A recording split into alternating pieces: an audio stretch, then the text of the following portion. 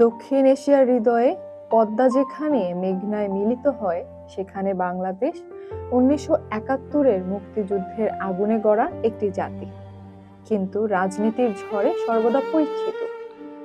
এটি উচ্চাকাঙ্ক্ষা, নির্বাসন এবং স্থায়ী প্রভাবের গল্প। এটি তারেক রহমানের গল্প।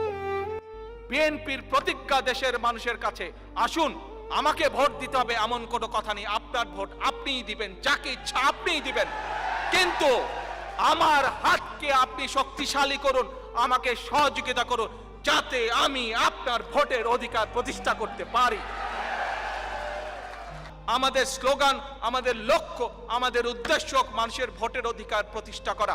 Take back Bangladesh.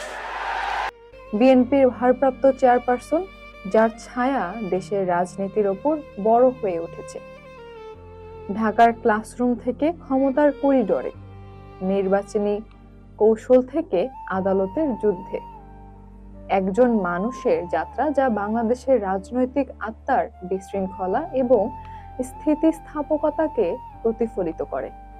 শহীদ প্রেসিডেন্ট জিয়াউর রহমান এবং 3বারের প্রধানমন্ত্রী বেগম খালেদা জিয়ার পুত্র বিএনপির ভারপ্রাপ্ত চেয়ারপারসন। তার কৌশলগত ভূমিকা বিএনপির নির্বাচনী সাফল্যে মুখ্য ছিল, যা তার মায়ের নেতৃত্বাধীন সরকারগুলোকে ক্ষমতায় আনতে সাহায্য করেছে। স্বাধীনতা পরবর্তী বাংলাদেশ আদর্শের যুদ্ধক্ষেত্র, আওয়ামী লীগের ধর্মনিরপেক্ষতা এবং বিএনপির জাতীয়তাবাদের সংঘর্ষ। তারেক রহমান বিএনপির কৌশলী হিসেবে উদিত হন। তার প্রভাব জোট গঠনে, সরকার পরিবর্তনে সাহায্য করেছে। এই অংশ প্রেক্ষাপট স্থাপন করে একজন কেন্দ্রীয় ব্যক্তিত্ব যার গুরুত্ব দলীয় সীমা অতিক্রম করে। তারেক রহমানের জন্ম 1965 সালের 20 নভেম্বর। 1994 সালের 3 ফেব্রুয়ারি তারেক রহমানের সাথে জোবাইদা রহমানের বিয়ে হয়। তারেক ও জোবাইদা দম্পতির জাইমা রহমান নামে এক কন্যা সন্তান রয়েছে।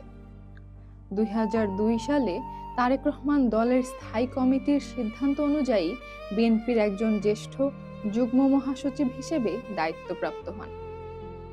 2008-এর আগস্টে তারেক রহমানের বিরুদ্ধে মামলাগুলো আদালতে গতি লাভ করে। প্রায় 18 মাস তাকে কারাগারে রাখা হয়। এ সময় তারেক রহমানের ওপর শারীরিক ও মানসিক নির্যাতন করা হয়। জিজ্ঞাসাবাদের সময় মারধর, দীর্ঘক্ষণ দাঁড়িয়ে রাখা এবং পর্যাপ্ত চিকিৎসা না দেওয়ায় তিনি গুরুতর অসুস্থ হয়ে পড়েন। সবগুলো মামলায় তারেক রহমান জামিন লাভ করেন। 11 সেপ্টেম্বর 2008 বিশেষ কারাগার থেকে বেগম খালেদা জিয়া মুক্তি পাওয়ার পর তিনি বাংলাদেশ মেডিকেল বিশ্ববিদ্যালয়ে পুত্র তারেককে দেখতে যান। সেদিন রাতেই তারেক রহমান উন্নত চিকিৎসার জন্য যুক্তরাজ্যের উদ্দেশ্যে রওনা হন।